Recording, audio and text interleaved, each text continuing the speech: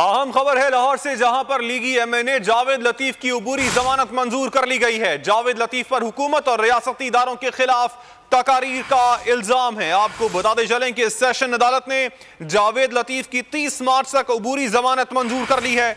जावेद लतीफ को 1 लाख के जमानती मचल के भी जमा करवाने का हुक्म दिया गया है। अपडेट कर रहे हैं आपको, लीगी एमएनए जावेद लतीफ की अबूरी जमानत मंजूर कर ली गई है। जावेद लतीफ पर हुकूमत और रियासती इदारों के खिलाफ तकारीर का इल्जाम आयद है। सेशन अदालत ने जावेद लतीफ को 30 मार्च तक अबूरी जमानत है उसकी, और जावेद लतीफ को 1 लाख के जमानती मचल के भी जमा करवाने का हुक्म दिया है। मुनीर बाजवा से मजीद तफसीलात हासिल कर लेते हैं।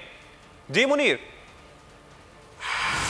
अदालत ने लीगी एमएनए जावेद लतीफ की रियासती इदारों के खिलाफ बयानबाजी और तकारीर से मुतल्लिक दर्ज मुकदमा में अबूरी जमानत मंजूर कर ली है और अदालत ने पुलिस को हुक्म दिया है कि एमएनए जावेद लतीफ को इस मुकदमा में शामिल तफ्तीश करके 30 मार्च को इनकी तफ्तीशी रिपोर्ट जो है वो अदालत में पेश की जाए।